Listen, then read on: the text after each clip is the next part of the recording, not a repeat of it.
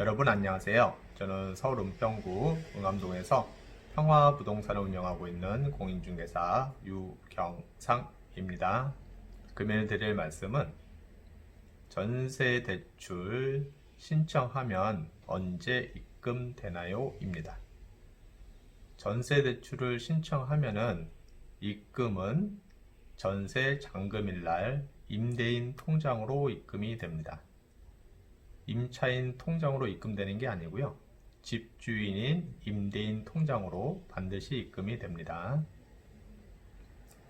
전세 대출 신청은 전세 잔금일로부터 1개월 전 사이에 신청이 가능하고요. 그 전에는 전세 대출 가능한지 안 가능한지는 알아볼 수가 있습니다. 그러나 신청은 전세 잔금일로부터 1개월 전에 통상 신청이 가능합니다. 그래서 전세 물건을 보시고 전세로 마음에 드는 집이 있다. 그러면은 등기부 등본을 가지고 주거래은행에 가셔서 대출 상담사하고 상담을 받고 그 다음에 본인이 원하는 전세 대출 금액 만큼 나오는지 확인이 필요합니다. 전세 보증금의 최대 80%까지 전세 대출이 가능하지만 개인의 신용에 따라서 80%를 다 못 받는 경우도 있습니다. 그렇기 때문에 본인의 현재 가용 자금과 그 다음에 필요한 전세 대출 금액을 확인을 하시고 그 다음에 전세 대출 받을 은행 통상 주거래 은행을 이용하시면은 아무래도 이제 금리가 조금 더 내려갈 수가 있습니다. 그래서 주거래 은행에 방문하셔서 대출 가능 금액을 확인을 해 보시고 그 다음에 원하는 만큼 전세 대출 금액이 나온다. 그러면은 전세 계약서를 작성하시면 됩니다. 또는 사전에 전세 계약서를 작성을 하였다. 그러면은 특약상에다가 만약에 본인이 원하는 만큼 전세 대출을 못 받을 경우에는 계약금이라든가 또는 계약금의 일부를 입금했다 그러면 그것을 그냥 계약은 해지하고 바로 돌려받는 걸로 이렇게 작성을 해야 됩니다. 근데 이제 그렇게 작성을 한다 그러면은 해주는 임대인도 있고 그거는 싫다고 하는 임대인도 있습니다. 그래서 계약서 작성을 하기 전에 미리 대출 여부를 확인해 보시는 것이 좋습니다.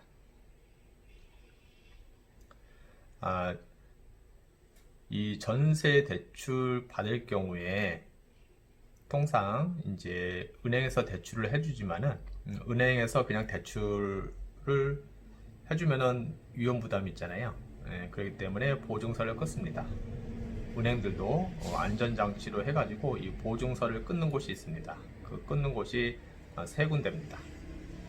한 군데는 주택금융공사고요. 또 한 군데는 주택도시보증공사고요. 그 다음에 서울보증보험 이렇게 세 군데입니다. 세 군데서 보증서를 끊어서 은행에서 대출을 해주는 겁니다. 그래서 이제 통상적으로 임차인들이 선호하는 전세 대출 중에 이제 안심대출이라고 있습니다. 이거는 주택도시보증공사에서 해주는 건데 거기에는 전세보증금 반환보증보험이 같이 포함이 됩니다. 그래서 만기 때 새로운 임차인이 안 맞춰지더라도 전세보증금을 반환받아서 나갈 수 있는 전세보증금 반환보험이 같이 포함이 되죠. 그거에 따라서 금리가 이제 조금씩 이제 차이가 납니다. 주택금융공사에서 해주는 것은 그런 게 없습니다. 그 다음에 주택도시보증공사에서 해주는 게 안심대출이고요. 그 다음에 서울보증보에서 해주는 것은 안심대출이 없습니다. 그래서 주택도시보증공사에서 해주는 게 그겁니다. 그래서 각 은행별로 그 세 개를 다 취급을 하니까 어떤 상품을 가입을 할 것이냐 본인이 선택하시면 됩니다. 그리고 주거래 은행에 직접 방문해서 대출 상담사하고 그렇게 하는 방법도 있고요. 통상 이제 부동산 사무실에서 각 은행별로 대출 상담사를 다 알고 있습니다. 그러면은 그 부동산 사무실에서 알고 있는 대출 상담사를 통한다면은 훨씬 더 편하고 빨리 알 수가 있습니다. 그분들은 이제 전세 대출이라든가 주택 담보 대출만을 담당하기 때문에 일반 시중 은행의 대출 담당하시는 분보다 더 전문적이고 더 빨리 일을 처리할 수가 있습니다. 왜냐하면 그것만 담당하기 때문이죠. 그래서 금리는 다 똑같습니다. 예, 금리는 뭐 부동산 사무실을 통하든 그냥 시중 은행의 일반 대출 상담사를 통하든 금리는 다 똑같습니다. 예, 오늘 다시 한번 정리를 하면은 전세자금 대출 신청을 하면은 그 입금은 잔금일날, 전세 잔금일날 입금이 된다는 거 하고, 그 입금은 임대인, 집주인 통장으로 바로 입금이 된다는 거. 그리고 임차인 통장으로는 절대 입금이 안 된다는 거. 근데 여기서 이제 입금을 말씀을 드렸는데, 입금 말고 나중에 임차인이 이사 갈 때 전세보증금을 반환해 줘야 되잖아요. 그게 이제 방법이 세 가지 방법이 있습니다. 예, 세 가지 방법이 있는데요. 은행으로부터 아무런 그 채권 양도 통지서나 질권 설정 통지서를 못 받았다. 그러면은 임차인 이사 시 임차인한테 전세보증금을 줘야 됩니다. 그리고 채권 양도 통지서를 받았다. 그러면은 전세보증금 전액을 은행으로 반환을 해야 됩니다. 임차인한테 주는 거는 하나도 없습니다. 은행으로 바로 다 반환을 해야 됩니다. 만약에 전세보증금이 3억이다. 그럼 나중에 임차인이 이사할 때 3억은 은행으로 다 입금을 해야 됩니다. 그러면 은행에서 전세 대출 금액하고 이자하고 빼고 나머지 금액을 임차인한테 줍니다. 질권 설정 통지서를 받았다. 그러면은 전세보증금 3억 중에 전세 대출을 2억을 받았다. 그러면 거기에 통상 120% 잡습니다. 그러면 2억 4천 정도 되겠죠. 예, 그러면은 질권 설정 통지서에 얼마라고 금액이 기입이 되어 있습니다. 그러면은 그 금액만큼은 은행으로 입금을 하고 나머지는 임차인을 줘야 됩니다. 예, 그래서 이제 집주인인 임대인분들은 이것을 이제 잘 알고 계셔야 되고요.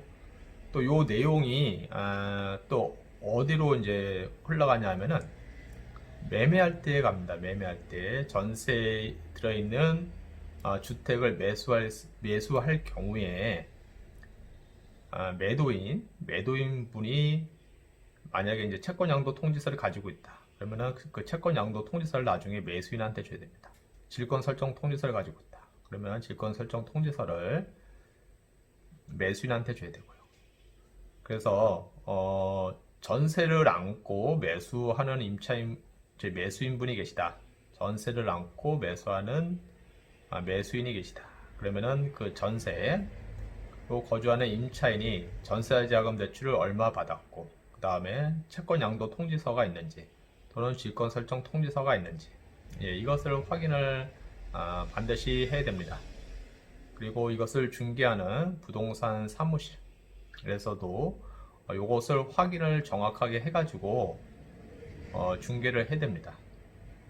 그래야 나중에 매수인이 그 집을 매수하고 나서 임차인이 이사 갈 때 전세 보증금을 어떻게 돌려줄지 명확하게 구분할 수가 있습니다.